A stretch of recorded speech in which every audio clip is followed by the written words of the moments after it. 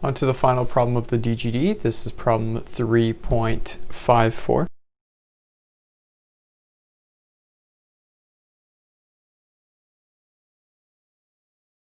I copied over the sketch for the problem, and what we're going to be looking for is this tank is going to fill up with water, and at what height h, when we're going to be filled with water, that hinge is going to tip over.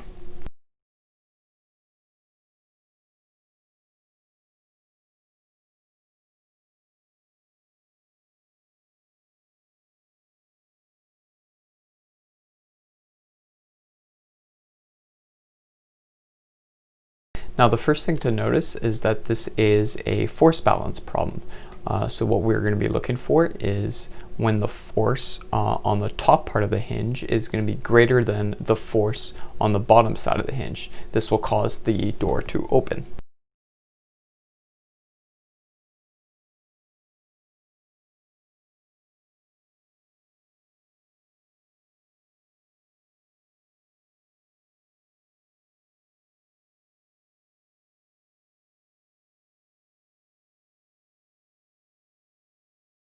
An important thing of note is that it's not just the force that we're going to be comparing, but the moment about the hinge. What we're going to be looking for is a greater moment F created by the force F1. We could also think of this as looking at the equilibrium point just before the door tips open. This means that our summation of moments about the door is going to be 0.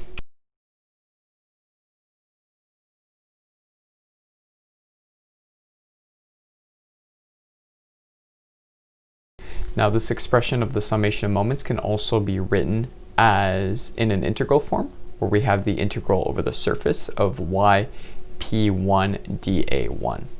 Now we could think of this as a logical way, as we see that if we have p1 times the area dA1, well, we get a force, and then this force times y will give us a moment. So it's just a different way of expressing the summation of moments.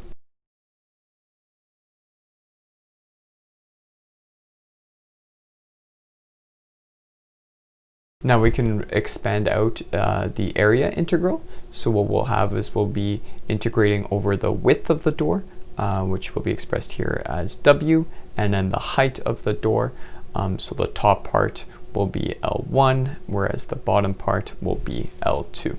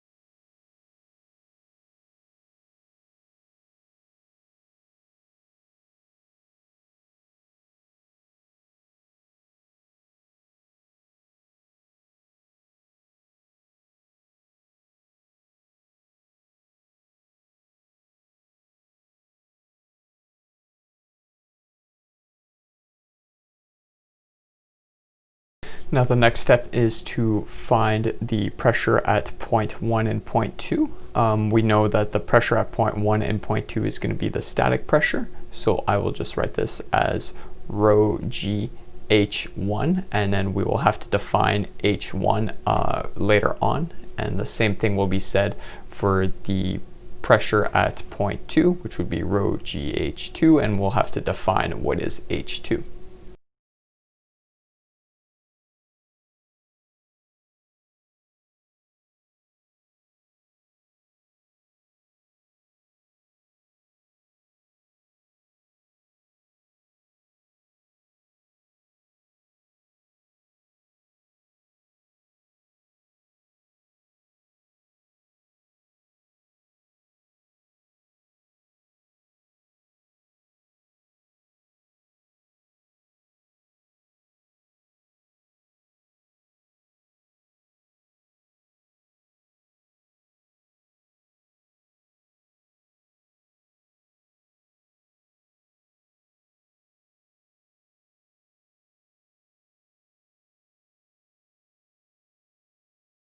Now a nice little thing that we can do is, because rho and g are constant, we could bring them on in front of the integral, and because they show up on both sides of the equation, they cancel out.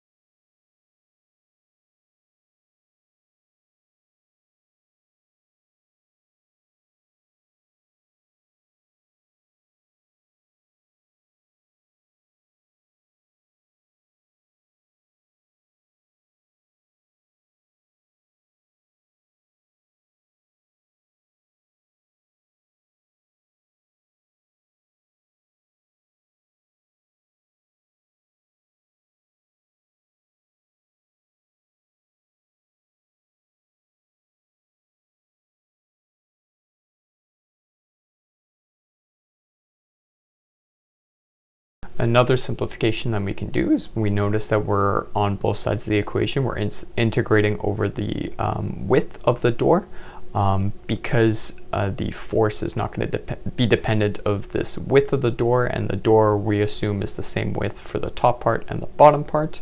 Well, this integral will cancel out.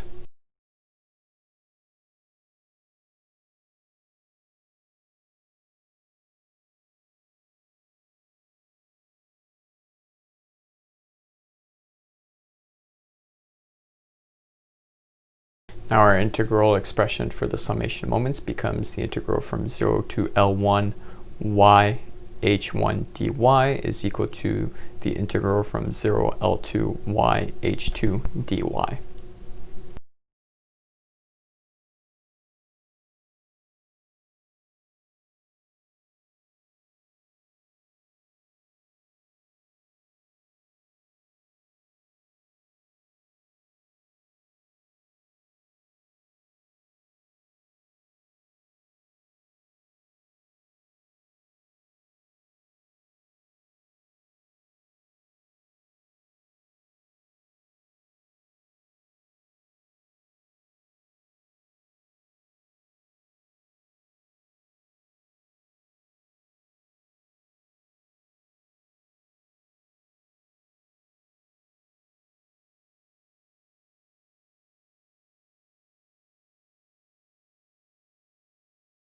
Now the next challenge is finding this expression h1 in terms of our height y, which is going to be the traveling height y that we're going to be integrating over.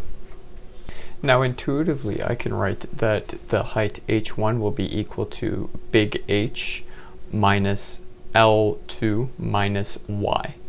What we can see is that if we just look at the top section of the door, we are going to be traveling from the distance y0 to L1, which means at a height when y is equal to 0, our static pressure height, well, we want it to be h minus L2. Furthermore, when we're at a height of L1, our expression will be h minus L2 minus L1, which would give us the top section of the door.